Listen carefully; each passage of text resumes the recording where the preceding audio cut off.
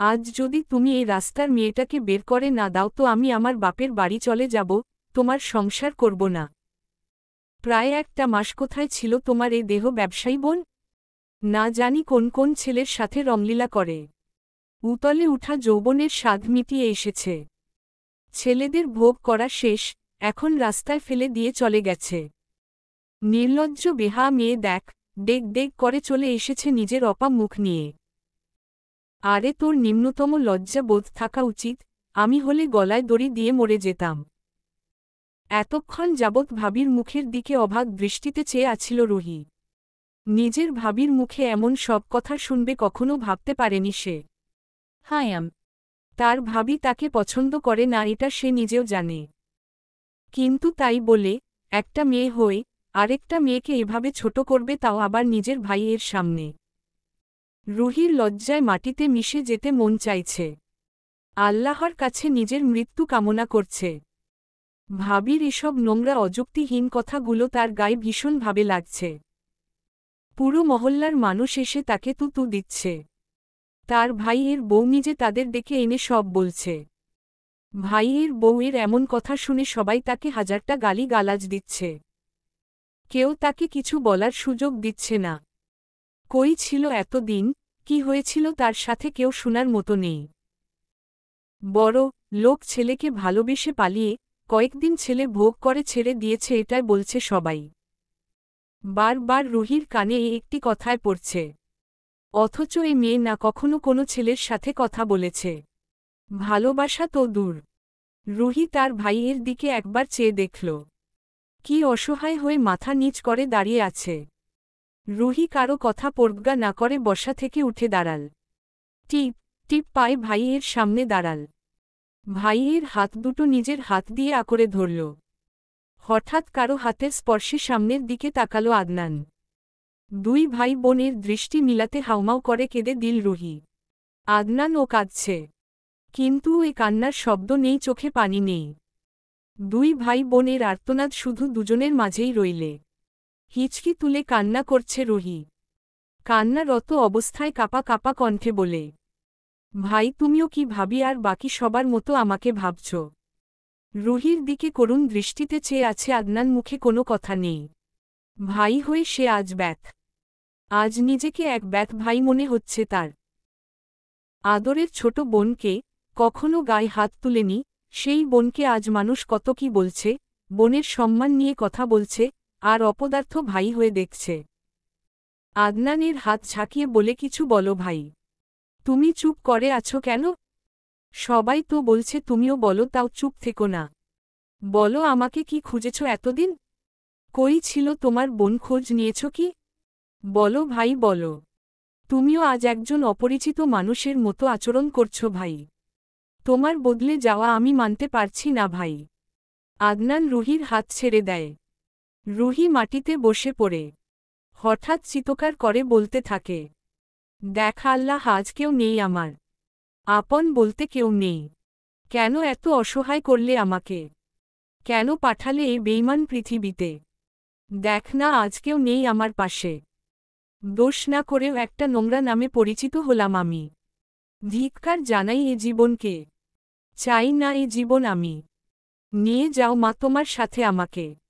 আমি আর পারছি না মা। রুহির লম্বা চুলগুলো হাতের মুঠোয় নিয়ে রুহির ভাবি বলে, হয়েছে তোর এসব নাটক দেখা। এসব নাটক করে কোনো লাভ নেই। আজ তোর আর কোনো কথা শুনব না।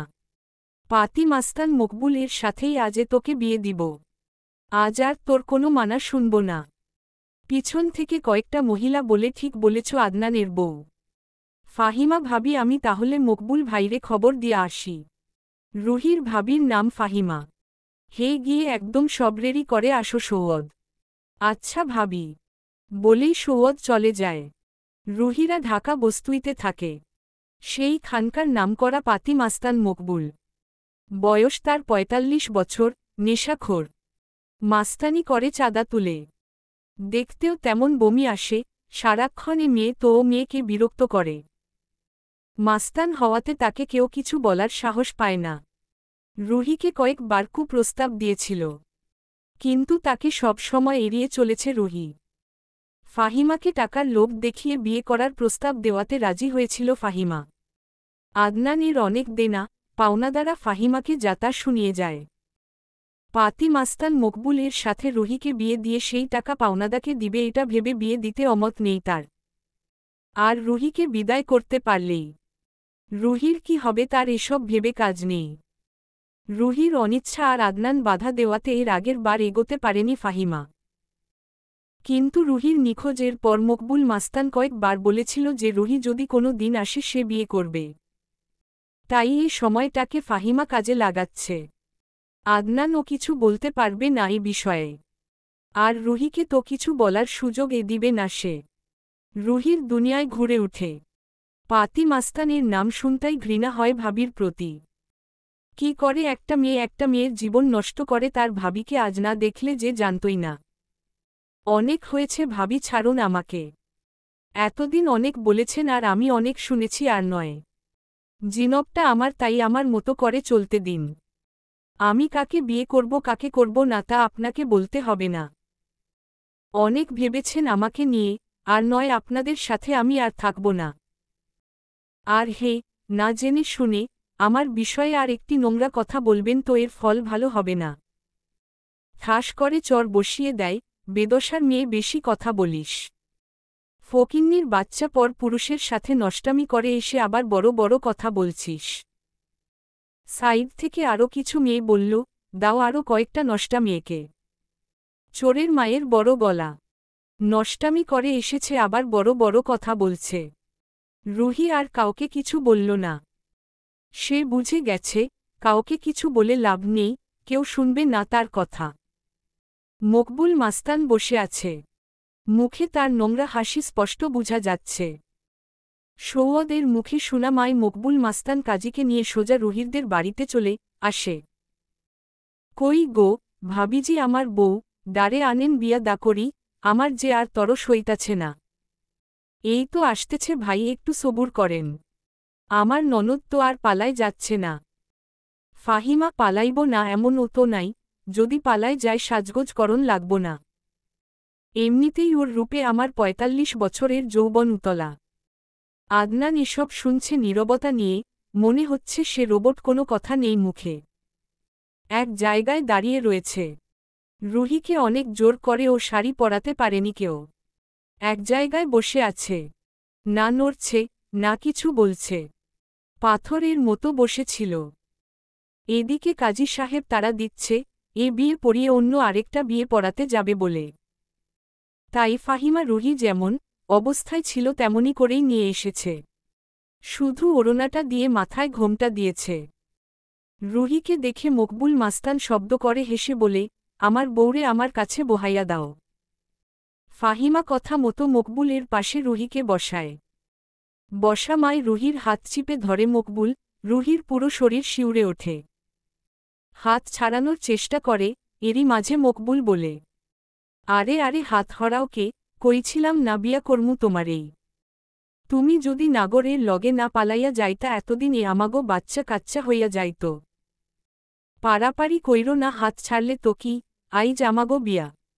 একটু পরেই তোমার সকল কিছু আমার হইব। কাজী সাহেব বিয়া পড়ান জলদি, আমার তর আর সইতাছে না। তোর বিয়া না জানাজার দোয়া পড়াব আমি। চেনা কণ্ঠ শুনে চোখ তুলে উপরে দেখে রুহি সঙ্গে সঙ্গে আতকে ওঠে। চেনা মুখ, তার মানুষটা তার পরিচিত। হে তার বিস্ত একজন মানুষ, যাকে সে ঘৃণা করে, সেই ঘৃণায় বিশ্বাসও আছে। শান্তকে দেখা মায়ে। এক ঝটকায় মকবুলের হাত থেকে নিজের হাত ছাড়িয়ে নেয় রুহি। এক মুহূর্ত দেরি না করে দৌড়ে এসে শান্তকে জড়িয়ে ধরে। হঠাৎ রুহির হামলায় দুকদম পিছিয়ে যায় শান্ত। নিজের বেলেন্স সামলাতে এক হাতে রুহির কোমর আঁকড়ে ধরে। রুহির অদ্ভুত আচরণের জন্য একদম প্রস্তুত ছিল না শান্ত। মেয়েলি স্পর্শে বরফের ন্যায় জমে যায় শান্ত। অদ্ভুত এক ভালে লাগা ছড়িয়ে যায় সারা শরীরে। কয়েক ঘণ্টার হাহাকার করা ফাঁকা বুক, চিনচিন ব্যথা করা মন সব এক নিমিষেই উধাও হয়ে যায়। শান্তর ধ্যান ভাঙ্গে রুহির ফোপানির আওয়াজে। হিচকি তুলে কাঁদছে রুহি। আপনিই বলুন না আপনার সাথে আমার কোনো রকমের সম্পর্ক আছে। একটু বলুন না সবাইকে যে আপনি আমাকে নিয়ে গিয়ে বন্দী করে রেখেছিলেন। আপনার তো অনেক পাওয়ার, আপনাকে কেউ কিছু করতে পারবে না।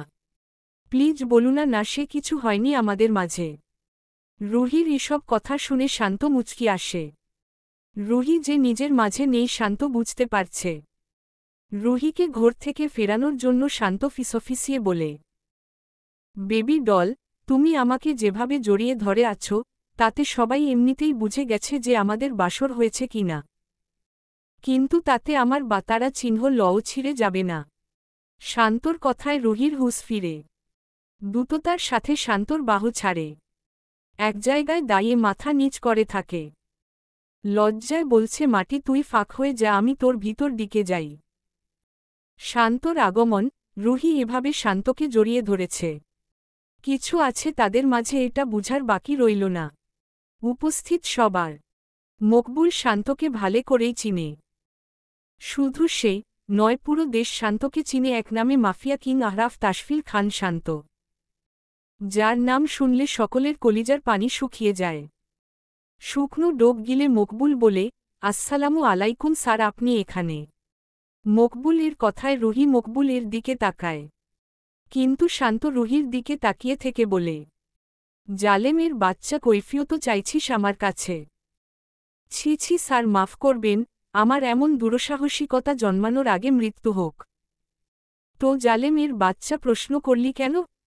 সান্ডি স্যার, বাকি কথা বলতে না দিয়ে শান্ত বলে, এটাকে সরা আদিত্য। জি ভাই। ফাহিমা ভয়ে আদনানের পিছনে লুকিয়ে আছে। কয়েকশো ছেলে, যাদের পরনে কালো রঙের ম্যাচিং করে পরা ড্রেস, সকালের হাতে একটি করে বন্দুক। পাড়া প্রতিবেশীরা বলা শুরু করছে, হয়তো রুহির স্বামী। রুহি বিয়ে করেছিল হয়তো। এত বড় মাপের মানুষ রুহির জামাই। এতক্ষণ যারা রুহিকে বাজে কথা বলেছে তাদের ভয়ে জান যায় বলে। সবার মুখে আতঙ্কের ছাপ। কাজী সাহেব ভয়ে ভয়ে বলে, আর তো বিয়ে হবে না, তাহলে আমি আসি, আমার এক জায়গায় বিয়ে পড়াতে হবে। বলেই যেই না উঠবে, শান্ত একটা চেয়ারে পায়ের উপর পা তুলে বসে বলতে থাকে, এক পা আগা, তোর কবর খুঁড়ে জন্ত মাটিতে পুঁতে রাখব। আরেক জায়গায় বিয়ে পোড়ানোর সাধে জন্মে মিটে যাবে। কাজী কাঁপছে ভয়ে বসে পড়ে। কিছু বলে না মুখ দিয়ে। এরকম হবে জানলে সে কখনোই বিয়ে পড়াতে আসত না। বিয়ে পড়ান? জি বাবা। কাজী তাড়াহুড়ো করে কাগজ নেয়। ছেলে, মেয়ে ও বাবা মার নাম এর কথা ভাবতেই বলে, বাবা একটু দয়া করে যদি ছেলে, মেয়ে ও বাবা মার নামটা বলতেন। বাবা মার নাম বাদ শুধু ছেলে মেয়ের নাম বলবো, বিয়ে কিভাবে পড়াবেন আপনার ব্যাপার। কাজী আহাম্মক হয়ে যায়। কাপা কণ্ঠে বলে, বাবা মায়ের নাম ছাড়া বিয়ে দিব কি করে? শান্ত কিছু বলে না। ভাই যেভাবে বলছে আপনি ওইভাবে বিয়ে পড়ান কাজী সাহেব। আদিত্যর কথায় কাজী সাহেব বলে, এভাবে তো বিয়ে হয় না বাবা। জান নিয়ে বাড়ি যাবার ইচ্ছে আছে। স্যান্টা। কাজী কেঁদে দেয়। বাবা আমার কি দোষ বলেন? আমি তো জানতাম না যে মেয়ে পূর্ব বিবাহিত, জানলে কখনোই আসতাম না বিয়ে পড়াতে। কাজী সাহেব। শান্ত দাঁতে দাঁত চেপে বলে, শখ মিটেছে বিয়ে পোড়ানোর? হো বাবা, এবার এর মতো মাফ করেন, আমি আর জীবনেও কারো বিয়ে পোড়াব না। কাজী সাহেব। এ বা তারা চিহ্নলের মাফটাপ আমি করি না। বিয়ে পড়ান বাবা মার নাম ছাড়া। স্যান্টা। কাজী সাহেব ফেসাদে পড়ে আল্লাহ আল্লাহ ডাকছে।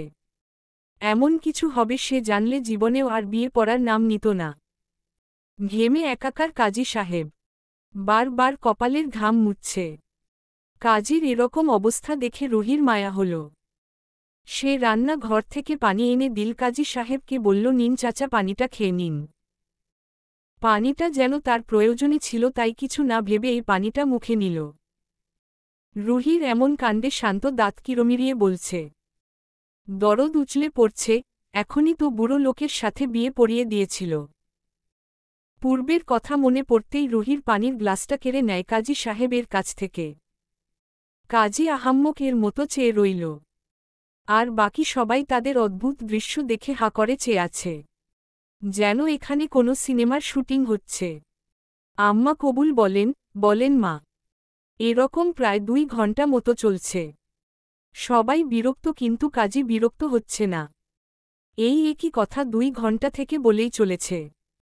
কাজী বলছে, আর এদিকে রুহি নাছোড় বান্দা, সে কবুল বলবে না। কেন বলবে? এরকম রগচ্চা, মাথা পাগল, উন্মাদ, বেপরোয়া, সাইকো ছেলেকে কে বিয়ে করবে? হে করবে হয়তো অনেকেই, কিন্তু রুহি করবে না।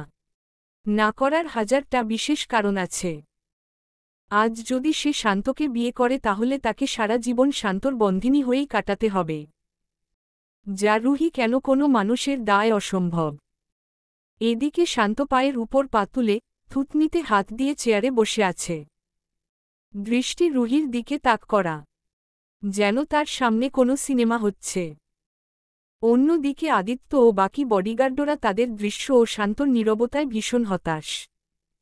তাদের কিছু বলার স্পর্ধা নেই। আদিত্য ভয় আছে কখন না জানি শান্ত তাণ্ডব শুরু করে। আম্মাজান বলো, বাকি কথা আর বলতে পারে না। এ লোক বুড়ো বয়সে কি যৌবন লাথি খাওয়ার ইচ্ছে আছে? যৌবনের যাতনা মিটিয়ে দিব। আম্মা বলতেছেন, জান আবার মারান কেন? জানটা কি খুব লাফাইতাছে? আর এই মেয়ে সমস্যা কি হে? কবুল বলবি নাকি ওই ৪৫ বছরে বুড়োকে বিয়ে করতে শখ হয়েছে? করুণ দৃষ্টিতে তাকায় রুহি, শান্তর চোখে স্পষ্ট বিরক্তি। ঠাস করে উঠে পড়ে শান্ত, একটা চেয়ার তুলে মাথার উপর সজোরে আছাড় মারে। কেঁপে উঠে রুহি। হঠাৎ শান্তশিষ্ট মানুষটাকে রাক্ষসের ন্যায় দেখাচ্ছে, দু চোখ রক্তের মতো লাল, মুখে হিংস্রতা। এক পা রুহির চেয়ারের উপর রাখে, এক হাতে মুখ চেপে ধরে, বন্দুক নেয় শান্ত, অন্য হাত থুতনির উপর ধরে, দাঁত খিচিয়ে বল, তোকে তুলে নিয়ে গিয়ে আমার ভোগ করতে জাস্ট কয়েক মিনিট লাগবে। তোকে সারাজীবন বন্ধিনী করতে আমার 2 সেকেন্ড লাগবে। আমার বলতেই যা দেরি হবে, কিন্তু কারো করতে দেরি হবে না। সেদিন আমাকে হালাল হারাম এর খুঁটা দিয়েছিলি না? তুই কি ভেবেছিলি তোকে এত সহজে ছেড়ে দিব? আরে তুই আমাকে চিনিস, তোকে ছাড়া তো দূর, আমার নামে ছাড়া অন্য কারো নামে নিঃশ্বাস নিলে তোর শাসনলি কেটে দিব। তোর এই হারাম হালাল নিয়ে যদি আমাকে একদিন কিছু বলতে না পারিস, তাই তোকে বিয়ে করা। আমাকে তুই কেন কোনো হরিদাস পাল এরও কিছু বলার সাহস বা ক্ষমতা নাই। হারামকে যদি হাহাল করে চাস কবুল বলে দে, হয়তো আমাকে হারামটায় বেছে নিতে হবে। অভাগ দৃষ্টিতে তাকিয়ে আছে রুহি। এ কি সেই শান্ত যাকে সে প্রথম দেখেছিল? আজকের শান্ত আর সেদিনের শান্তর মাঝে আকাশ পাতাল তফাতে। কবুল বলে দে মেহেরিস। আদনানের কথায় রুহির ঘোর কাটে, অসহায় দৃষ্টিতে তাকায় ভাইয়ের দিকে। কি অমানবিক নিষ্ঠুর আচরণ করছে আজ তার ভাই। এতটা অপরিচিত হয়ে যাবে তার ভাইয়ের কাছে সে কখনো ভাবতেই পারেনি। আহরাফ তাশফিল খান শান্ত নামেই যেন একটা আগুন আছে। চোখে ঘূর্ণি, কথায় বিদ্যুৎ, আর হাসিতে বিষাদের ছায়া। সে ভালোবাসে নিজের মতো করে, একটা ভয়ঙ্কর, গভীর, অধিকারী ভালোবাসা, যেখানে ক্ষমা নেই, শুধু দাবি, আর সেই দাবির নাম রুহি। সেটা আদনান জানে ভালো করেই যে শান্ত কতটা ভয়ঙ্কর। সে এটাও জানত যে রুহি এত দিন তার কাছে বন্দী ছিল। অনেক অনুরোধ করেছে আদিত্যকে, কোনো কাজ হয়নি, বরং হাত পাও ধরেছিল। শান্তর সাথেও কথা বলতে চেয়েছিল, কিন্তু শান্ত এক বাক্যে না করে দিয়েছিল। তাই হাজার চেষ্টার পর সে হার মেনে নিয়েছিল। তার বোনকে সে ছাড়বে না এটা সে জানে, তাই সে রুহির প্রতি অমানবিক আচরণ করছে যাতে রুহি তার ভাইয়ের উপর ঘৃণা করে সামনে এগিয়ে যেতে পারে। বিবাহ অনুষ্ঠান। পিতা মৃত আশফান খান, মাতা মৃত মেহেজাবিন আরশ খান। ঢাকা ধানমন্ডির একজন সম্মানিত পরিবারের নামকরা বিশ্বব্যবসায়ী পরিবারে জন্মগ্রহণ করা একমাত্র পুত্র মোহাম্মদ আহরাফ তাশফিল খান শান্ত। পিতা মৃত মইনুল হাসান, মাতা মৃত নাজফা তাসমিন। এর একমাত্র কন্যা অরিবা মেহরিশ রুহি। স্থায়ী ঠিকানা বসুন্ধরা আবাসিক এলাকা, ঢাকা। এর শুভ বিবাহ সম্পন্ন হল। সকলেই বলুন আলহামদুলিল্লাহ। কিভাবে বিয়ে হয় আমার জানা নেই, তবুও ছোট থেকে বিয়ে বাড়িতে যতটুকু দেখেছি সেখান থেকেই অভিজ্ঞতা নিয়ে লিখলাম, ভুল হলে প্লিজ ক্ষমার দৃষ্টিতে দেখবেন। শান্তর ঠান্ডা হুমকিতে রুহি বিয়ে করে নেয় ঠিক। শান্তর সাথে রুহি যেতে নারাজ, খাম্বার মতো দাঁড়িয়ে আছে। সকলেই গাড়িতে উঠেতে বলছে কিন্তু তার মনে বন্দী হওয়ার ভয়ে সে কিছুতেই যেতে নারাজ। এবার শান্ত নিজে গাড়ি থেকে নেমে আসল, তার আসার ভঙ্গিমা দেখেই বোঝা যাচ্ছে আজ রুহি নির্ঘাত মার খাবে। ঠিক হলো তাই ঠাস করে চর খাওয়াতে রুহি জ্ঞান হারায়, তা দেখে আদনান দৌড়ে যেই না ধরতে আসবে রুহিকে, শান্ত হাতের ইশারায় থামিয়ে দেয়। নিজেই রুহিকে পাজা করে কোলে তুলে নেয়। তারপর বলে আমার বউকে সামলানোর আমার হিম্মত আছে। কথায় কথায় আমার বউকে ছোঁয়ার চেষ্টা যদি এরপর থেকে কেউ না করে সে ভাই কেন বাপ হলেও আমি মেনে নিব না। আর এখন থেকে ওকে এসব চর থাপ্পড় খাওয়ার অভ্যাস করতে হবে। এটা ওর প্রতিদিনের রুটিন এখন থেকে। এটা বলেই রুহিকে গাড়ির ভিতরে শুইয়ে দিয়ে সেও বসে পড়ে। সঙ্গে সঙ্গে গাড়িটি হাওয়ার গতিতে হারিয়ে গেল। তার দিকে তাকিয়ে দীর্ঘশ্বাস ছাড়ে আদনান। দমকা হাওয়ায় রুহির লম্বা চুলগুলো উড়ছে, হাত দিয়ে ঠিক করছে কিন্তু তাতে কোনো কাজ হচ্ছে না। এলোমেলো অবস্থা, হঠাৎ একরাশ বিরক্তি নিয়ে উফ বলে চোখ মেলে তাকাতে নিজেকে আবিষ্কার করল একটি গাড়িতে, তারপর নিজের শরীরে ভারী কিছুর অনুভব করাতে শরীরের দিকে তাকাতেই দেখতে পায় শান্তর গায়ের ব্ল্যাক কোট তার শরীরে কিভাবে এলো ভাবতেই।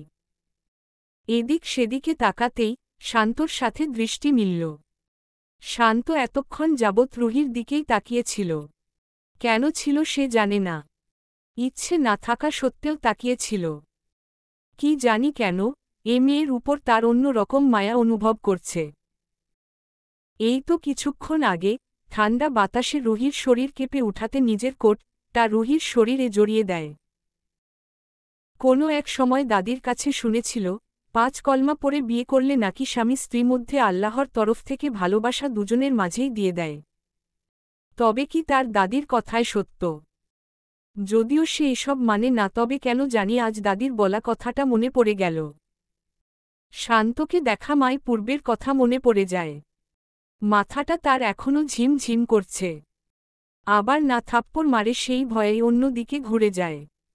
রুহির হঠাৎ এরকম আচরণে শান্ত কপাল কুঁচকায়। কোথায় যাচ্ছে জানে না সে, কিন্তু জানার ইচ্ছে হচ্ছে, কিন্তু শান্তর থাপ্পড়ের ভয়ে কিছু বলতেও পারছে না। রুহির লম্বা চুলগুলো উড়ে শান্তর মুখে পড়ে শান্তর চোখে খোঁচা লাগাতে। উফ, কি বা তারা চিহ্ন ছেড়ে রেখেছ, যখন সামলাতেই পারবে না তাহলে রাখো কেন এত লম্বা চুল, ননসেন্স কোথাকার। রুহি তাড়াতাড়ি করে চুলগুলো হাতে নিয়ে খোপা করার জন্য চেষ্টা করে কিন্তু প্রতিবারই ব্যথ হয়। শব্দ করে কান্না করে দেয় রুহি। চোখে চুল পড়াতে চোখ বন্ধ করে রাখায় রুহির কান্নার মানে বুঝতে পারে না শান্ত। তাই দাঁত খিচিয়ে বলে এই মেয়ে কান্না করছো কেন? হ্যাঁ আরে কান্না থামাও, না হলে গাড়ি থেকে লাথি মেরে ফেলে দিব একদম। এদিকে চুল পড়াতে শান্তর চোখ রক্তের মতো লাল হয়ে যায়। আদিত্য ড্রাইভারকে গাড়ি থামাতে বল। সঙ্গে সঙ্গে গাড়ি থেমে যায়। গাড়ি থামার সাথে সাথে রুহির কান্নাও থেমে যায়। পানি দে আদিত্য। শান্ত দরজার লক খুলে। আদিত্য দূরত সম্ভব পানির বোতল নিয়ে পিছনের দরজা খুলে দেয়। শান্ত পানির বোতলটা হাতে নিয়ে চোখে পানি দেয়। তারপর রুমার খুঁজে না পেয়ে নিজের কোটের পকেটে রুমাল খুঁজে যায় না পেয়ে বলে শিট, আপনি রুমাল খুঁজছেন? রুহি শান্ত ছোট করে বলে হুম। রুহি কোনো কিছু না ভেবে বলে ওটা তো আমি এখনই ফেলে দিলাম। শান্ত রুহির দিকে তাকাতেই ভয়ে রুহি বলে আমি ইচ্ছে করে ফেলিনি তো, ওই কান্না করাতে আমার নাক দিয়ে পানি বেরিয়েছিল তাই ওটা দিয়ে মুছে ফেলে দিয়েছি। গাড়ির জ্বালানা দিয়ে ফেলে দিয়েছি। দরজাটা খুলে দেন, আমি আবার এনে দিচ্ছি। শান্ত রাগে দাঁতে দাঁত চেপে বলে সেট আপ, ননসেন্স। আদিত্য শব্দ করে হেসে দেয়। শান্ত তার দিকে অগ্নিদৃষ্টিতে তাকাতেই চুপসে যায় আদিত্য। স্টুপিড, গাড়ি স্টার্ট দে। আদিত্য এক মুহূর্ত দেরি করে না। গাড়ি স্টার্ট দিয়েই বসে পড়ে, দমটা এতক্ষণ যাবৎ শান্তর ভয়ে বেরিয়ে যাচ্ছিল বলে। মনে মনে বলে এবারের মতো বাঁচিয়ে নাও আল্লাহ, নেক্সট টাইম এমন ভুল জীবনেও হবে না। রুমার ফেলে দেওয়ায় শান্ত কিন্তু না বলাতে রুহির মনে সাহস বাড়ে। তাই সে ভালো শান্তকে একবার বলে দেখলে হয় যে তাকে কোথায় নিয়ে যাচ্ছে শান্ত। যেই ভাবা সেই কাজ। মিন মিন করে বলে আচ্ছা কোথায় নিয়ে যাচ্ছেন আমাকে? জাহান্নামে। শান্ত, মানুষ মারা না গেলে তো জাহান্নামে যেতে পারে না রুহি। শান্ত এক রাশ বিরক্তি নিয়ে দাঁত চেপে বলে, তোমাকে জীবিত অবস্থায় আমি জাহান্নামে নিয়ে যাব? নাউজুবিল্লাহ, সব বলতে নেই, আপনি জানেন না। রুহি, এত বেশি বক বক করো আর জ্ঞান দাও। এর জন্য তোমাকে আমি সত্য সত্য জাহান্নামে নিয়ে যাব। আর একটাও যদি শব্দ বের হয় তোমার মুখ দিয়ে, আইসয়ার মুখে কষ্টেপ মেরে হাত পা ঝুলিয়ে রেখে দিব। স্টুপিড কোথাকার। রুহি চুপসে যায়। অন্যদিকে মুখ ঘুরিয়ে চুপ করে বসে থাকে। এদিকে আদিত্য দুজনের কাহিনী দেখে মুখে হাত দিয়ে হাসছে। এটা শান্তর চোখে পড়ে গেল আদিত্যর অজান্তে। খান বংশের বিশাল 2 তলা বাংলোর ভিতর শান্তর ব্ল্যাক কাটা ঢুকল। শান্ত গাড়ি থেকে নেমে কোটটা পরতে লাগল। এদিকে আদিত্য রুহির দরজা খুলে বলল, ভাবি বাহিরে আসেন। আদিত্যর মুখে ভাবি ডাকটা শুনে হয়তো রুহি ভাবল ভুল শুনেছে। রুহিকে নড়াচড়া করতে না দেখে আদিত্য ফের বলে, ভাবি নামেন, চলে এসেছি আমরা। এবার রুহি আদিত্যর দিকে তাকালে আদিত্য আবার বলে, নামেন ভাবি প্লিজ, ভাই না হলে আবার রাগ করবে। রুহি কোনো কথা ছাড়া বেরিয়ে আসে। 2 তলা থেকে শান্তর গাড়িটি দেখে এক কিশোরী দৌড়ে এসে শান্তকে জড়িয়ে ধরে। শান্ত মেয়েটির মাথায় হাত বুলিয়ে দেয়। রুহি সেদিকে তাকিয়ে আছে। মনে মনে ভাবছে, চরিত্রহীন বেটা ছেলে, বিয়ে করা বউয়ের সামনে আরেক মেয়েকে জড়িয়ে ধরে ফস্টি নষ্টি। এরই মাঝে মেয়েটি রুহির দিকে তাকায়, দৌড়ে এসে রুহিকে জড়িয়ে ধরে। তারপর বলে, ওয়াও মাশাল্লাহ, আমার ভাবি অনেক সুন্দর। রুহি অবাক দৃষ্টিতে তাকায় মেয়েটির উপর। এরই মাঝে মেয়েটি বলে, এটাইতে আমার ভাবি, ঠিক না ভাই? শান্ত কিছু না বলে চলে যায় ভিতরে। তার যাওয়ার দিকে তাকিয়ে রাত্রি এক দীর্ঘ শ্বাস ছাড়ে। রুহি নিজের জিভে নিজে কামড় দেয়। ছি ছি, কি সব ভাবল সে। মনে মনে নিজেকে হাজারটা গালি দেয় সে। ভাইয়াটা না এমনি, তুমি কিছু মনে করো না ভাবি। তুমি আমার সাথে পরিচিত হও। আসসালামু আলাইকুম ভাবি, আমি নুহাইবা খান, রাত্রি তোমার একমাত্র ননদিনী। রুহি ও সুন্দর করে সালামের জবাব দিল, ওয়ালাইকুম আসসালাম। কেমন আছো ভাবি? ভালো, আপনি কেমন আছেন? রুহি, আলহামদুলিল্লাহ ভালো। রাত্রি, আপনারা কি সব কথা এখানেই দাঁড়িয়ে বলবেন বলে পরিকল্পনা করেছেন? আমার ভাবিকে দেখে আমি সব ভুলে গিয়েছিলাম। তো আদিত্য ভাইয়া কেমন আছেন? এতক্ষণে আমাকে চোখে পড়ল আপনার আদিত্য। আরে না, আপনাকে অনেক আগেই দেখেছিলাম, ভাবির সাথে কথা বললাম, দেখলেন না? তাছাড়া আমি একটা মানুষ, দুজনের সাথে কথা বলবো কেমন করে বলেন? তাও ঠিক, আচ্ছা ভিতরে চলেন, বাকি সব কথা ভিতরে গিয়ে বলবো। আদিত্য, ঠিক আছে চলো ভাবি। রাত্রি ভিতরও ঢুকে রুহির চোখ ছানাবনা হয়ে যাচ্ছে। এত চকচকে সপিজ কাচের জিনিস, বাড়িটা অদ্ভুত সুন্দর, রুহির কাছে বেশ ভাগল। রুহির হাত ধরে 2 তলা উঠে 2 নাম্বার রুমের বাহিরে দাঁড়িয়ে দরজায় টোকা দিল রাত্রি। কালো ট্রাউজার ও খালি গা, গলায় সাদা টাওয়াল ঝুলানো অবস্থায় মাথা মুছতে মুছতে দরজা খুলল শান্ত। রাত্রিকে রুহির হাত ধরে দাঁড়িয়ে থাকতে দেখে কপাল কুঁচকে বলল, কি সমস্যা? সমস্যা তো অনেক, তুমি কোনটা শুনবে বলো ভাই? শান্ত জানে রাত্রি কাজের থেকে কথা বেশি বলে, তাই কথা না বাড়িয়ে বলল, কোনো কথাই শুনতে চাই না।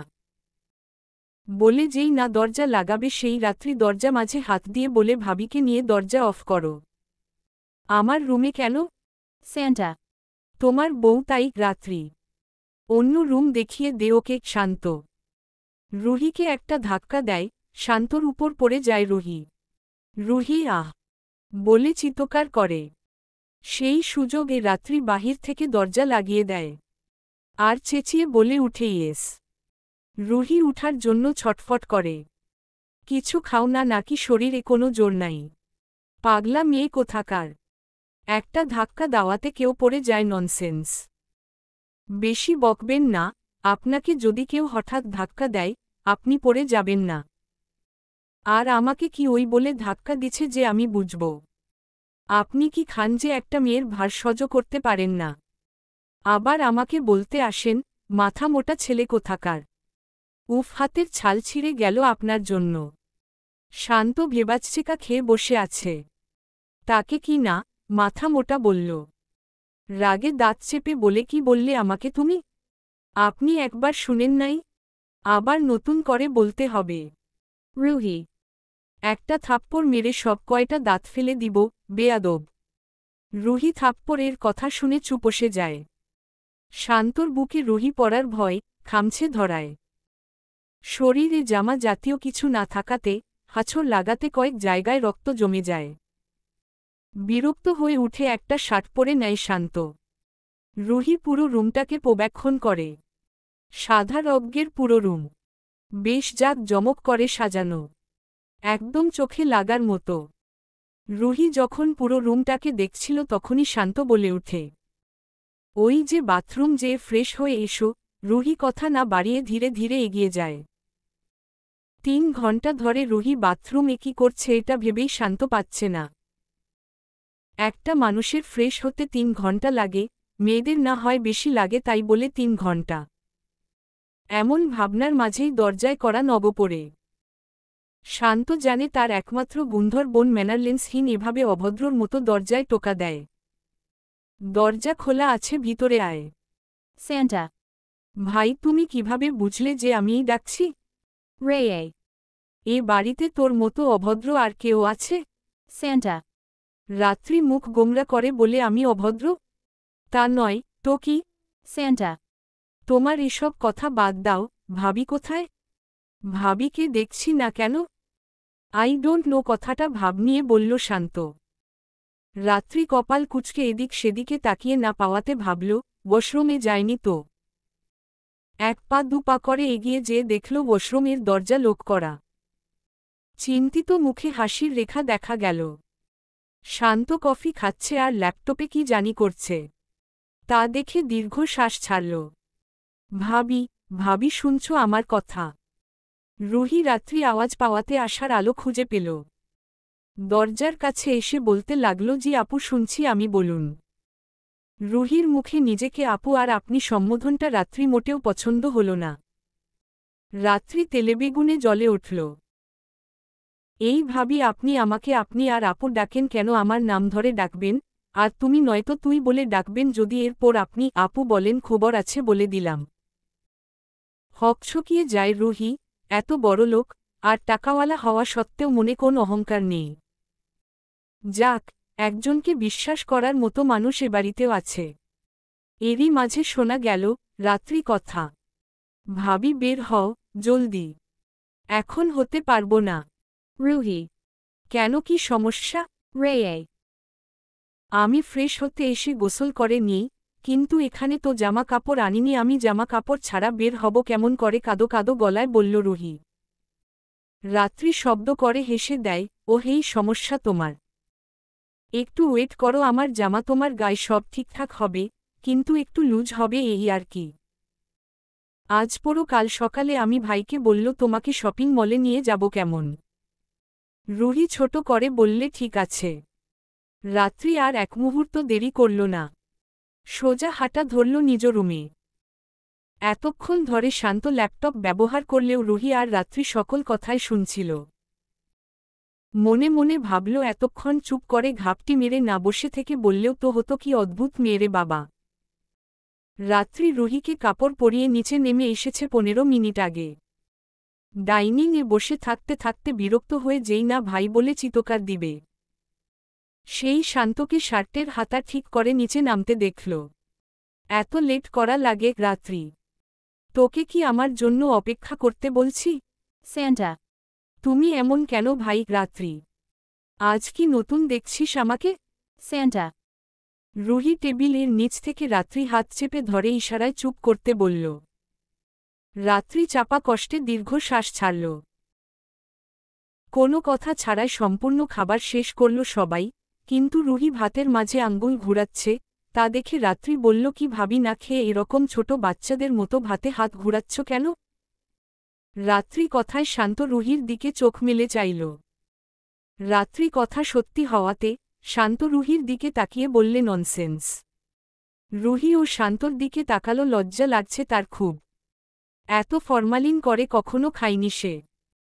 হঠাৎ অন্য পরিবেশে নিজেকে মানিয়ে নিতে খুব কষ্ট হচ্ছে তার এমনিতেই। আর এদিকে দুই ভাই বোনের আচরণে সে হতভগ। রাত 12-15 নাগাদ শান্ত বাড়িতে ঢুকে দেখে ড্রয়িং রুমে থেকে শব্দ আসছে। রুমে যাবার জন্য সে পা বাড়িয়েছিল, কিন্তু শব্দ শোনাতে ড্রয়িং রুমে পা বাড়ায়। এসে দেখে রাত্রিকে এলোমেলো অবস্থায় রুহির কোলে মাথা দিয়ে ঘুমাতে। রুহির দিকে তাকাতে দেখল রাত্রি মাথায় হাত ও সোফায় মাথা হেলান দিয়ে ঘুমাতে। দেখে বোঝা যাচ্ছে হয়তো মাথা বুলিয়ে দিচ্ছিল। আজ রুহিকে অন্য নজরে পরখ করল শান্ত, যাক ছোট বোনের এত বছরের একাকিত্ব রুহি আসাতে কিছুটা কমল। শব্দ কানে বাজতেই আশেপাশে তাকাতে দেখল টিভিতে চলছে কার্টুন। কপাল কুঁচকে কিছুক্ষণ দাঁড়িয়ে থাকল। পরে কি জানি ভেবে মুচকি হাসল। টিভি অফ করে রাত্রিকে কোলে তুলে নিল খুব সাবধানতার সাথে। রাত্রিকে নিজ রুমে শুইয়ে দিয়ে যেই না নিজের রুমে জানে সে পা থেমে যায় কি জানি ভেবে। আবার ড্রয়িং রুমে চলে এসে রুহিকে কোলে তুলে নেয়। ঘুমন্ত রুহির চুলগুলো ফ্লোরে পড়ে। শান্ত সে দিকে তাকিয়ে বলে, এতটুকু পুচকে মেয়ে হয়েও আজকাল আমাকে খুব বিরক্ত করছ। দেখো অরি, আমাকে জ্বালাতে এসো না, আমি কিন্তু একা পুরব না, তোমাকেও পুরাবো আমি, কিন্তু এতটাও ভালো মানুষ নই অরি। রুহি একটু নড়ে, শান্তর শার্ট আঁকড়ে ধরে। শান্ত খুব সাবধানতার সাথে সিঁড়ি বেয়ে উপরে উঠে নিজ রুমে চলে যায়। রুহিকে বিছানায় শুইয়ে দিয়ে গায়ে কম্পিউটার দিয়ে দেয়। তারপর নিজে খেয়ে সোফায় শুইয়ে পড়ে। সকালের এই শান্ত না খেয়ে বেরিয়ে পড়ে শান্তকে খেতে বলার রুহির সাহস হয়নি। দুপুরে খাওয়া দাওয়া করে রুহি ও রাত্রি টিভিতে কার্টুন দেখছিল। এমন সময় শান্ত প্রবেশ করে বাড়িতে, হাতে তার কোট, কানে ফোন। শান্তকে দেখে রুহি নড়ে চড়ে উঠে। শান্ত কারো সাথে তেমন কিছু না বলে সোজা সিঁড়ি বেয়ে রুমে যায়। সেদিকে একবার আর চোখে চেয়ে দেখে রুহি। ভাবি গো, হুমম শুনছি, বলো আজ শপিং এ যাবে না? Ray. তোমার ঘাড় টেরা, ঘোমরা মুখো ভাই যেতে দিলে তো। Ruhi. রাত্রি শব্দ করে হেসে দেয়, ভাই যদি শুনে তোমাকে মাথার উপরে তুলে আছাড় মারবে। উনার এত শক্তি এখনো হয়নি। দেখ না, সব সময় এমন একটা ভাব নিয়ে থাকে যেন পেলেই চিবে খাবে। সারা দিনে প্রয়োজন ছাড়া কখনো একটি কথা বলেছে তোমার সাথে, বলো? Ruhi. হুমম তা ঠিক বলেছ। Ray. উনি এমন ভাব নিয়ে চলে, মনে করে আমরা ওনাকে খুব ভয় পাই, কিন্তু আমরা যে তাকে একটুও ভয় পাই না তা ভালোই বুঝে উনি। আর রইল আমাকে আছাড় মারার কথা, উনি পুষ্টিহীন রোগে ভুগছেন, পারবে না। আমিই বরং ওনাকে একটা আছাড় দিতে পারব, তাও উনি পারবে। একনাগারে কথা বলে থামল রুহি। এদিকে রাত্রি অনেকবার ইশারা দিয়ে চুপ হতে বলছে রুহিকে, কিন্তু রুহি সেদিকে তাকায়নি। শান্তকে হাতমুষ্টি বন্ধ করে দাঁড়িয়ে থাকতে দেখে রাত্রি এক লাফে সোফা থেকে উঠে দৌড়ে উপরে আয়। যাওয়ার সময় বলে, ভাবি বাঁচতে চাইলে আমার পিছন ছোট না হলে আজ তোমার রক্ষে নেই। হঠাৎ রাত্রি দৌড়ানো দেখে একটু জোরে বলে, আরে ননদিনী, এত হাইপার হচ্ছ কেন? তোমার হিটলা তারা চিহ্ন ভাই এখানে নেই। So Kula. Ruhi. পিছনে একবার দেখো ভাবি, যান বাঁচা ফরজ, দৌড়াও। আল্লাহ এবারের মতো আমাদের বাঁচিয়ে দাও প্লিজ। Ray. রাত্রি কথায় রুহি পিছনে ফিরে দেখতে পায় শান্ত তার দিকে রক্ত লাল চোখে দু হাত মুষ্টি বন্ধ করে দাঁড়িয়ে আছে। শান্তকে উপরে যেতে দেখেছে রুহি, কিন্তু নিচে নামতে দেখেনি। তার পিছনে যে শান্ত কখন দাঁড়িয়েছিল, যদি সে জানত তাহলে কখনো সে এসব বলত না। রুহি কেঁপে উঠে হকচকিয়ে যায়। মনে মনে নিজেকে হাজারটা গালি দেয়। আজ তো সে শেষে বজ্জাত ননদ তাকে একাই বাঘের গুহায় রেখে পালাল। এসব ভেয়েই রুহি কান্না করে দিল।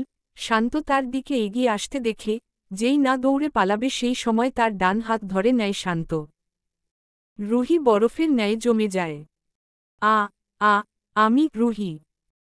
একদম চুপ, একটা সাউন্ড বের হবে তো একটা আছাড় মারব।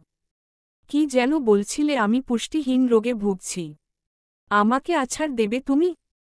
শান্ত রুহির একদম কাছে এসে বলে দিই একটা আছাড়, দেখি পাই কি না। Santa. না না প্লিজ এমন করবেন না, আমার হাড়গোড় সব ভেঙে যাবে। প্লিজ এমন করবেন না। আমার ভুল হয়ে গেছে, আমি আর বলল না, এবারের মতো ছেড়ে দেন প্লিজ। Ruhi. ছেড়ে দেওয়ার মতো বান্দা আমি নই। তবে হিসেবের খাতা তোলা রইল, সময় হলে বুঝে নেব। বলেই চলে যায়। হঠাৎ থেমে বলে 15 মিনিট সময় দিলাম, এই 15 মিনিটে যদি রেডি হতে লেট হয় তো তোমার কপালে দুঃখ আছে। ননসেন্স। আর হে রাত্রিকেও বলে দিও। বলেই ওপরে চলে যায় শান্ত। শান্তর যাওয়ার পানে তাকিয়ে একটা দীর্ঘ শ্বাস নিয়ে বলে, আল্লাহ তোমার কাছে লাখো কোটি শুকরিয়া, এবারের মতো তো বেঁচে গেলাম। ননদিনী দরজা খুলো জলদি। রুহির আওয়াজে রাত্রি দরজা খুলে রুহিকে জড়িয়ে ধরে বলে, পালিয়েছ? পালাতে যেয়ে ধরে ফেলেছিল। Ruhi. কিছু বলেনি। 15 মিনিটে রেডি না হলে কপালে শনি আছে, বলছে তাড়াতাড়ি রেডি হও। কিন্তু কোথায় নিয়ে যাবে আমাদের? আরে শপিংয়ে তোমাকে কাল বললাম না? যাই হোক জলদি রেডি হও। 15 মিনিটের জায়গায় 10 মিনিটে রেডি হয়ে নিচে নেমে এসেছে দুজনই। কিন্তু শান্তর পাত্তা পেই। 10 মিনিট পর নিচে নেমে রুহি আর রাত্রিকে একে দেখে রুহিকে দেখে হাঁটার গতি কমিয়ে দেয়। গর্জিয়াস চুড়িদারে হালকা লিপস্টিক, লম্বা চুলগুলোকে ছেড়ে দাওয়াতে অপরূপ সুন্দর লাগছে আজ। বুকের বাম পাশে হাত রেখে বলে, এই বেয়াদব মেয়ে আমাকে শান্তিতে বাঁচতে দিবে। এদিকে রুহির অস্বস্তি লাগছে শান্তকে নিজের দিকে অদ্ভুত দৃষ্টিতে তাকাতে দেখে। রাত্রি বিষয়টা বুঝে গলা খাকারি দিয়ে বলে, তোমরা আসো আমি যাই। রুহি রাত্রি হাত ছাড়তে নারাজ। রাত্রি বলে, আরে বেডি তুমি তোমার হটবয় এর সাথে আসো, আমি তোমাদের সাথে কাবাব মে হাড্ডি হতে চাই না। রুহির হাত ছেড়ে বলে, ভাই তুমি ভাবিকে নিয়ে তোমার গাড়িতে আসো, আমি আদিত্য ভাইয়াকে নিয়ে একটু ওরপার বাসায় যাব। ওরপা রাত্রি ফ্রেন্ড। শান্ত কিছু বলে না, কিন্তু রুহি রাত্রির দিকে করুণ দৃষ্টিতে তাকায়। শান্ত এগিয়ে যায়, রুহির কোন রেসপন্স না দেখে বলে, Follow me.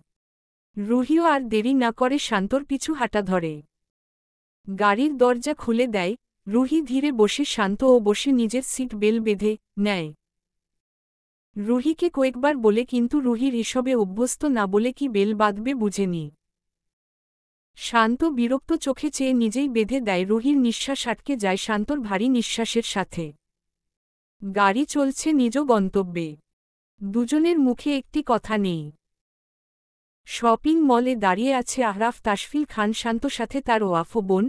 শপিং এর মালিক তাদের সম্মানের সহিত ভিতরে প্রবেশ করায়। এদিকে রাত্রি কয়েকশো জামা নিয়েছে রুহির জন্য। রুহি হা করে তাকিয়ে আছে। কয়েকবার মানা করা সত্ত্বেও শুনেনি তার কথা। দুটো নীল শাড়ি নিয়ে এসে রুহির হাতে দিয়ে বলল, কেমন সুন্দর না ভাবি?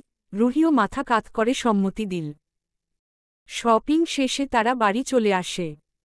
শান্ত রুহি আর রাত্রিকে ড্রপ করে দিয়ে আবার নিজের কাজে চলে আয়। এদিকে রুহি আর রাত্রি দুজনে লুডু খেলায় মগ্ন। তাদের সাথে যোগ দিয়েছে বাড়ির কাজের মেয়ে লাবণ্য। এভাবেই বেশ কিছু দিন কেটে গিয়েছে। আজ রুহি ও রাত্রি রেজাল্ট। রুহি ও রাত্রি সমবয়সী। রাত্রি তো মহা খুশি যে রুহি ও সে একই কলেজে পড়তে পারবে বলে। রেজাল্টের টেনশনে সারাদিন কিছু খায়নি তারা দুজন। এদিকে লাবণ্য, আরে আফা ভাবি টেনশনের কিছু নাই, পাশ করবেন আপনারা। আহেন টিভি দেখি। রাত্রির আগে দাঁতে দাঁত চেপে বলে, তুমি দেখ চুপচাপ। কিছুক্ষণ আগেই রুহি ও রাত্রি রেজাল্ট পেয়েছেন। দুজনেই বেশ ভালো মার্ক পেয়েছেন। রুহি তো তার মার্ক দেখে কেঁদেই দিয়েছে প্রায়। সে কল্পনায় করতে পারেনি যে এত ভালো রেজাল্ট সে করবে। আদিত্য যখন তাকে তার রেজাল্ট জানায় সে অবিশ্বাস্য চোখে কিছুক্ষণ চেয়েছিল আদিত্যর দিকে। তারপর কেঁদে দেয় নিঃশব্দে। আজ তার আদনানের কথা মনে পড়ছে, ভীষণ মনে পড়ছে। আদনান যদি জানত যে তার বোন এত ভালো মার্কের নম্বর পেয়েছেন, তাহলে কতটা খুশি হতো কে জানে। পূর্বের কথা মনে পড়তেই রুহি ফুপিয়ে কেঁদে উঠে। রুহির কান্নায় রাত্রি ও আদিত্য কি বলে সান্ত্বনা দিবে জানে না। রাত্রি চোখেও পানি চলে এসেছে রুহির কান্নায়।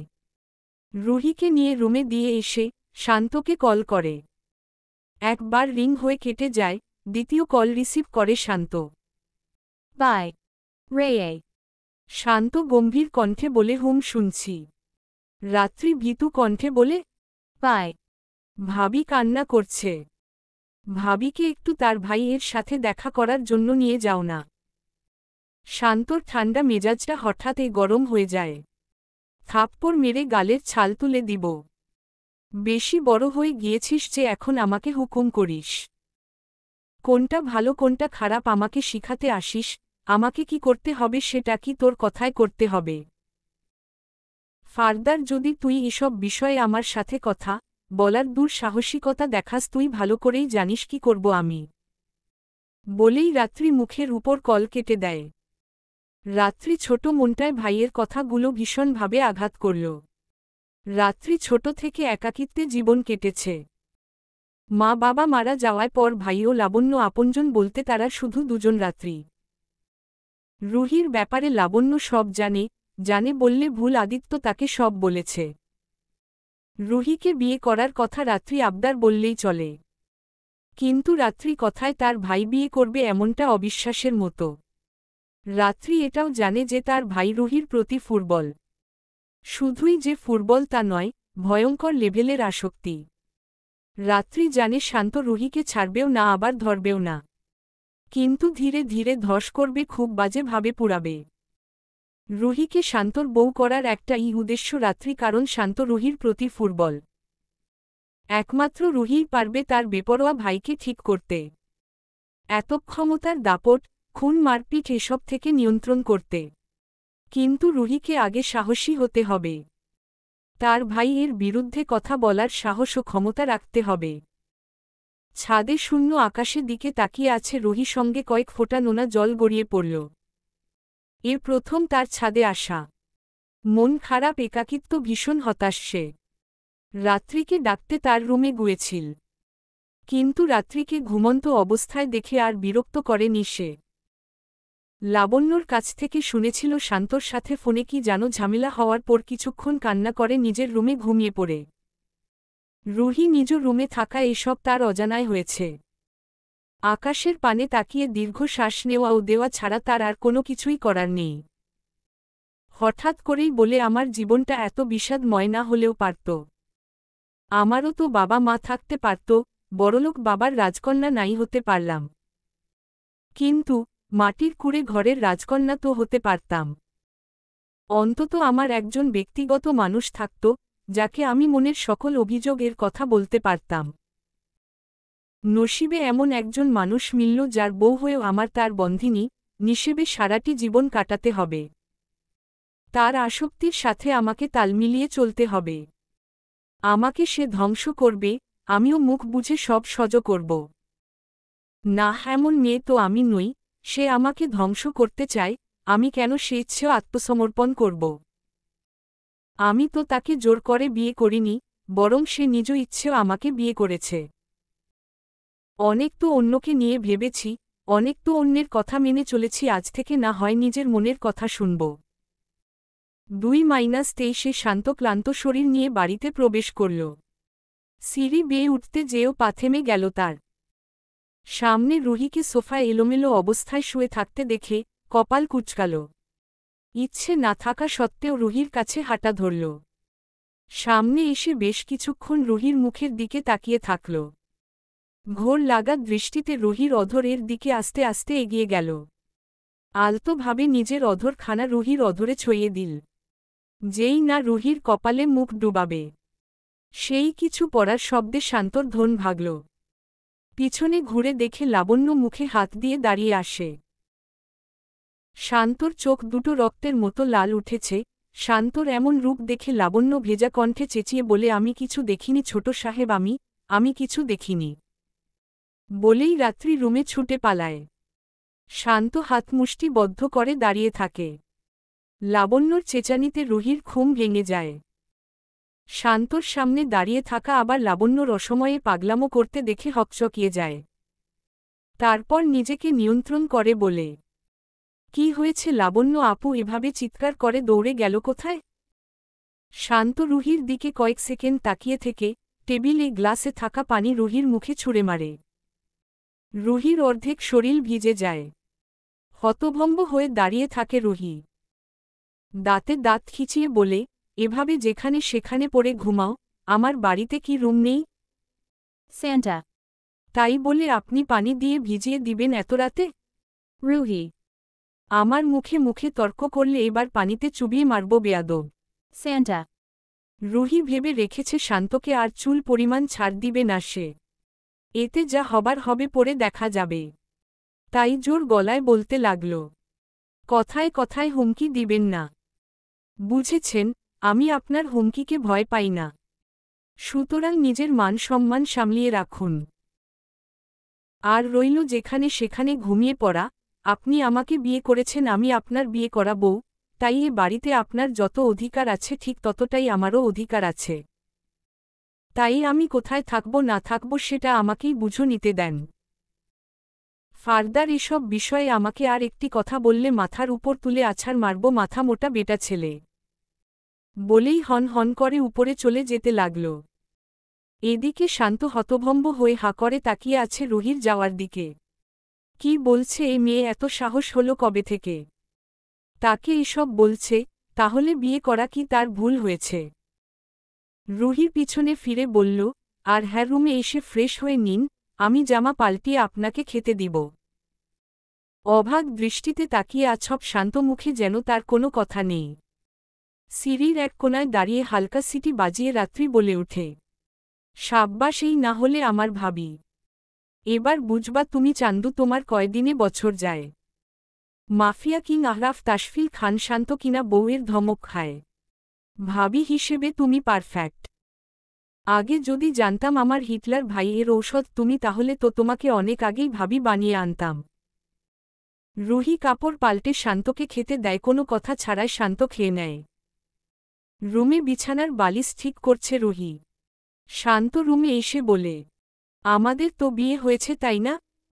রুহি কিছুক্ষণ চুপ থেকে স্বাভাবিকভাবেই বলে, Huma too.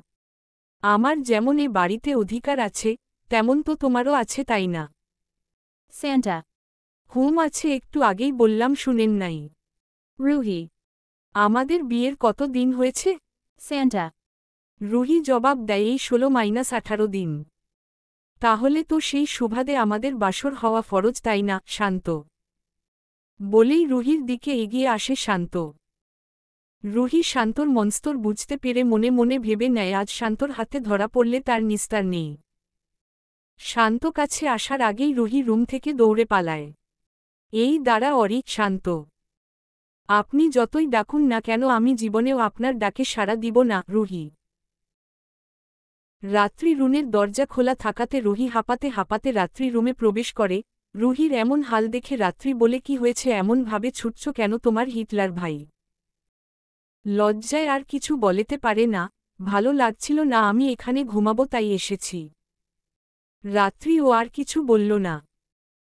এদিকে শান্ত হাত মুষ্টি বদ্ধ করে দাঁড়িয়ে বলে, কোথায় পালাবে তুমি? আমাকে পুড়িয়ে পালিয়ে কত দূর যাবা?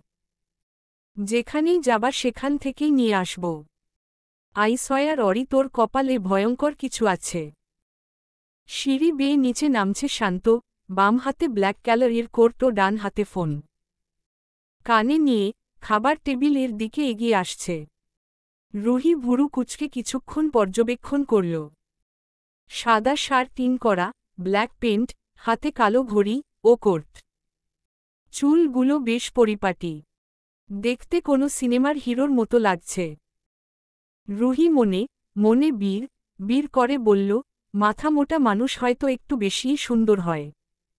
Isa. হিটলার আপনার গালগুলে যদি একটু টেনে দিতে পারতাম, জীবনটা সার্থক হতো।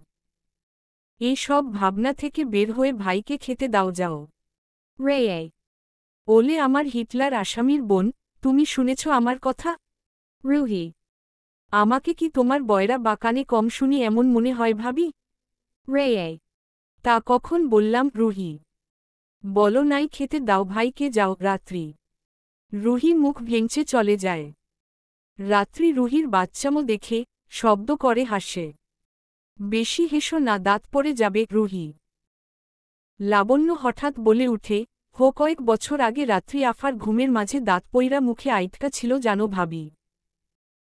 রাত্রি লজ্জায় পড়ে যায়, তাই বাকি কথা বলার আগেই লাবণ্যর মুখ চেপে ধরে বলে চলো আমার সাথে রুমে। আজ তোমার কাছ থেকে আমি আমার ছোটবেলার গল্প শুনব। বলেই টেনে নিয়ে যায় নিজ রুমে। তা দেখে রুহি মুচকি হাসে। কোনো কথা ছাড়া শান্তকে খাবার বেড়ে দেয় রুহি। শান্ত খাবারের দিকে চেয়ে বলে এসব কি? চোখে দেখেন না? Ruhi. একদম হুঁশিয়ারি করবে বা বেয়াদব। যা প্রশ্ন করেছি তার অ্যানেস দাও। Santa. আমি হুঁশিয়ারি করলাম আবার কখন? আপনি চোখে দেখছেন না এখানে যে খাবার? Santa. রাগে দাঁতে দাঁত চেপে বলে, এসব কাঁচা সিরদ্ধ সবজি কে খায়? Santa. Kenna. আপনি খান রুহি। তোমাকে কে বলেছে?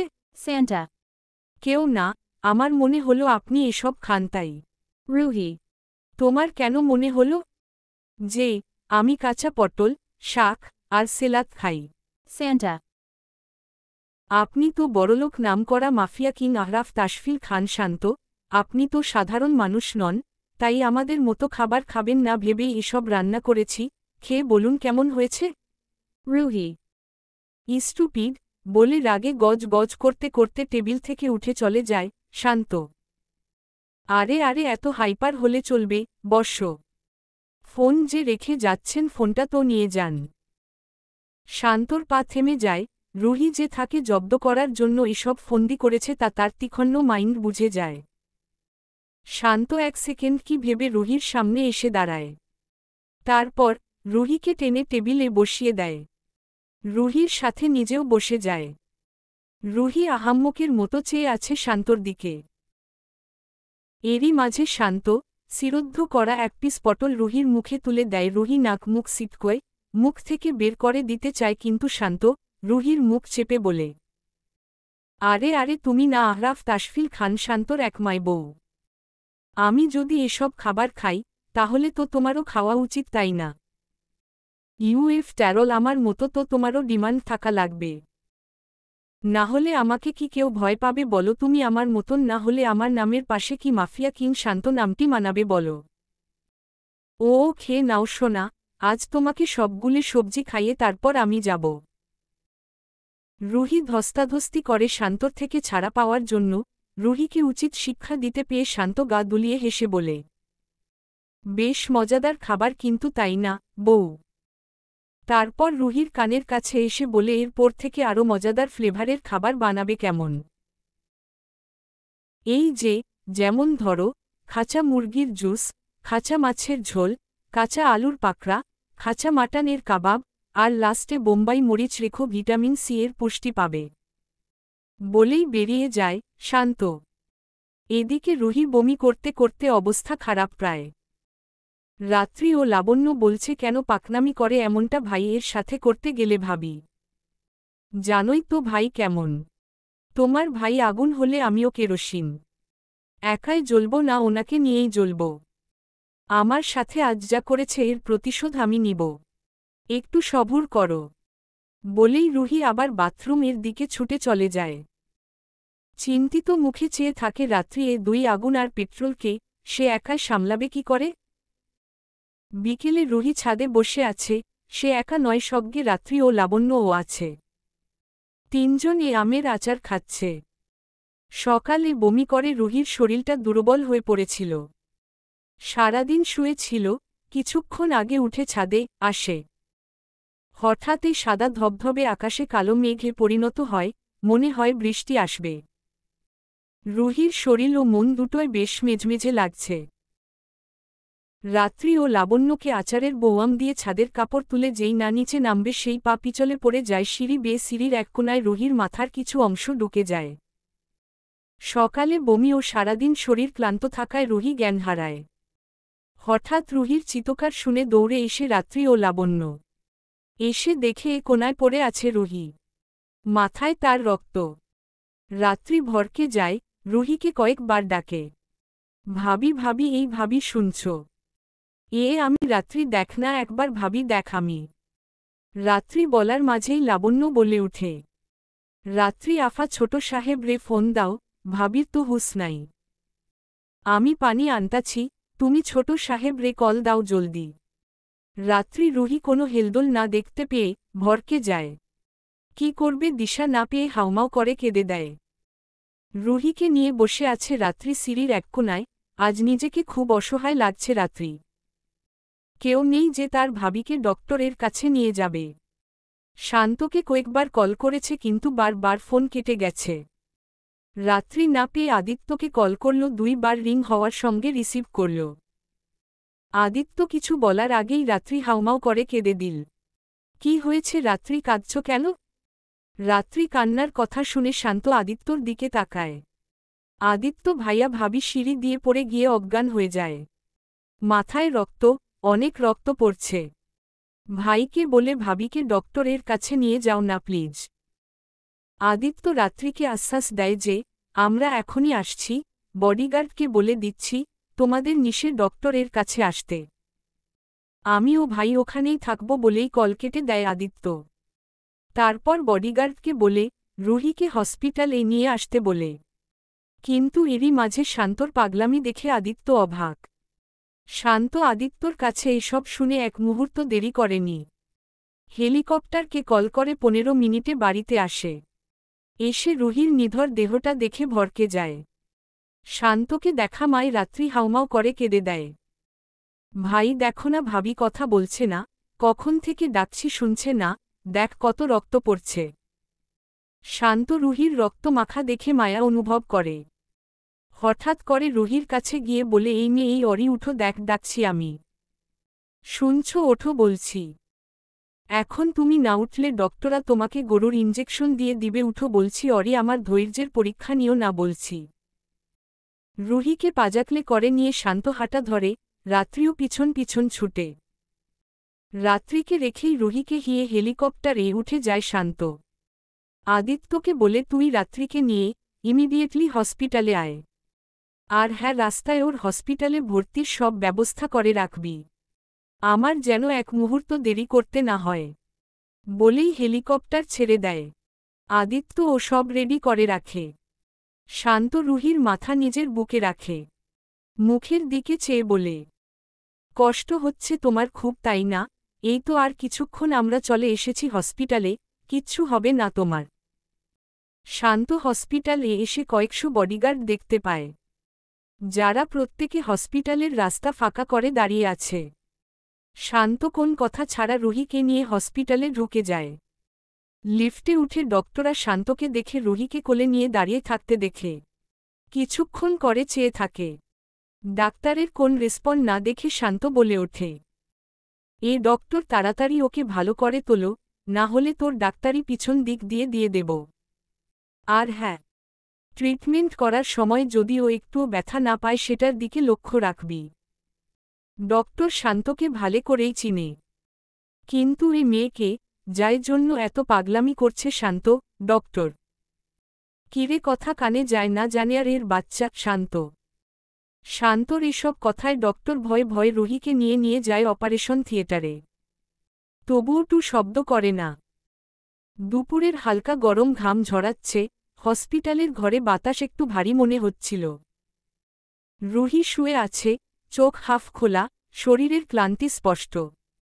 এখন খুব বেশি অসুস্থ না, তবে শ্বাসকষ্ট আর মাথা ঘোরা তাকে কিছুটা দুর্বল করে রেখেছে। শান্ত পাশে বসে অস্থির চোখে বারবার তাকাচ্ছে, কিন্তু কোনো কথা বলছে না। কাল রুহিকে ভর্তি করার পর ঘুমের ইঞ্জেকশন দিয়ে দেয়, যার জন্য এত দেরিতে রুহির জ্ঞান ফিরে। রুহি ইচ্ছে করে চোখ বন্ধ করে আছে, শান্তর ভয়ে।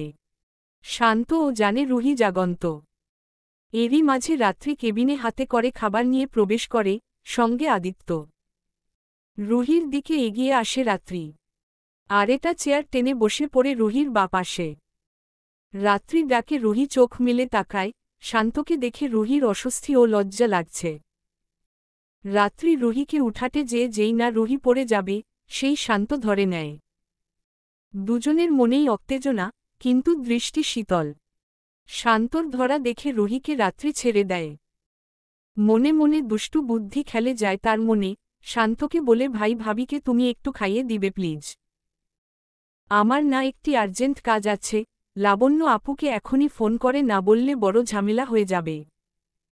আর তুমি তো জানো, লাবণ্য আপুকে একটা কথা 100 বার বলে বুঝাতে হয়। এত কথা বললে ভাবির ঔষধ খাওয়ায় দেরি হয়ে যাবে। আর ভাবিরও তো ডান হাতে সেল লাইন, বাম হাত দিয়ে তো খেতে পারবে না। বলেই শান্তকে কিছু বলতে না দিয়েই চলে যায়। আদিত্য ও গলা খাকারি দিয়ে বলে, ভাই ওই আমারও আর্জেন্ট কাজ আছে, আমিও আসি বলেই নিঃশব্দে জায়গা ত্যাগ করে। শান্ত কিছু বলে না, রুহি পাথরের ন্যায় বালিশে সুরে মাথা নিচু করে আছে।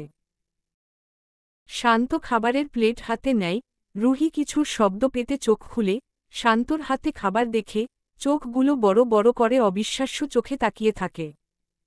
শান্ত রুহির কাছে এসে বসে, নিঃশব্দে।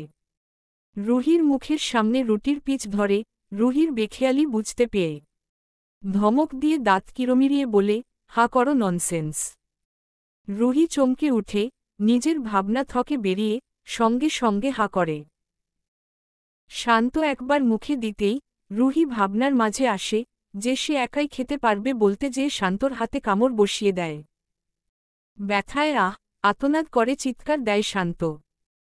রুহি কি করেছে বুঝতে পেরে, ভয়ে যেই না শান্তর দিকে তাকাবে, সেই শান্ত বলিষ্ঠ হাতের একটা থাপ্পড় মারে। রুহির পুরো শরীর ঝাঁকুনি দিয়ে মাথা ভনব নিয়ে উঠে। তবুও শান্তর থেকে ছাড়া পায় না।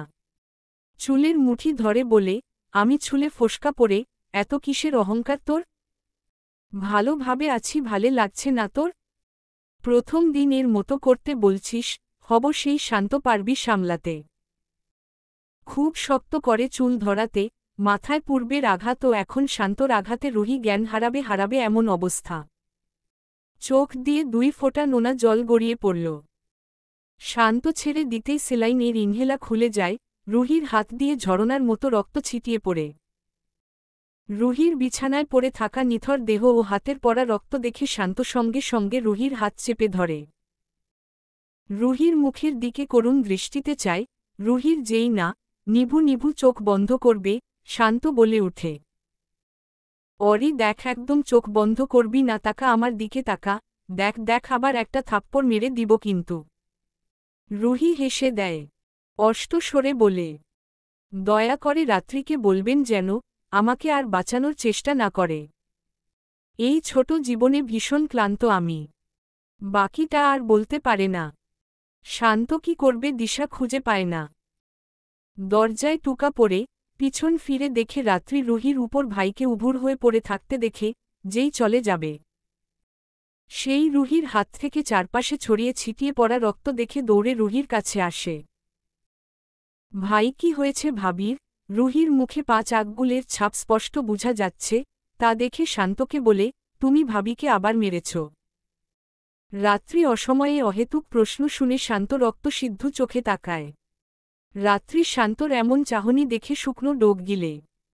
ডক্টর রুহির ট্রিটমেন্ট করে জানায় যে পেশেন্টের অবস্থা ঠিকঠাক আছে এখন, কিন্তু শরীর দুর্বল। বাসায় গিয়ে ঠিকমতো খেতে ও নিয়মিত রেস্ট নিতে 15 দিন। হসপিটাল থেকে রিলিজ নিয়ে বাসায় আসে। রুহির হাত ধরে গাড়ি থেকে নামায় রাত্রি।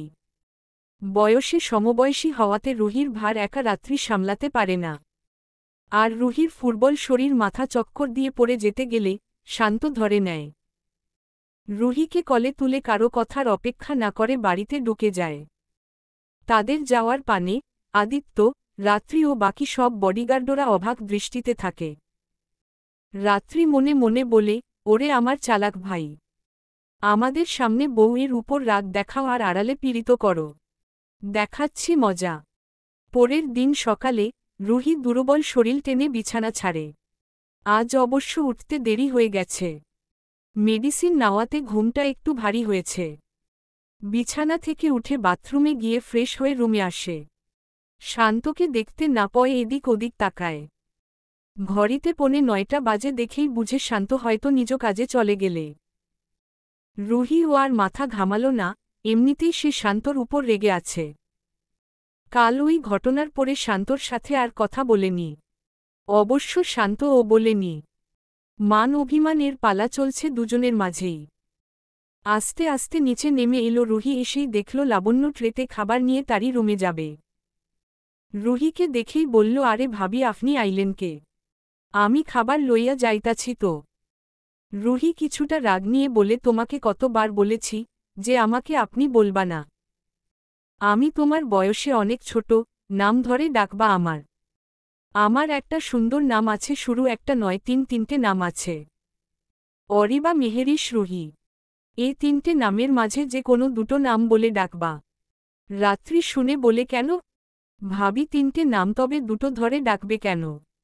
এমনি অরি বলে কেউ ডাকবা না? কেন কেন? সিক্রেট সোনা। Ruhi. তুমি ঘরে যাও ভাবি, আমি খাবার দিয়া আইতাছি। Lavanya.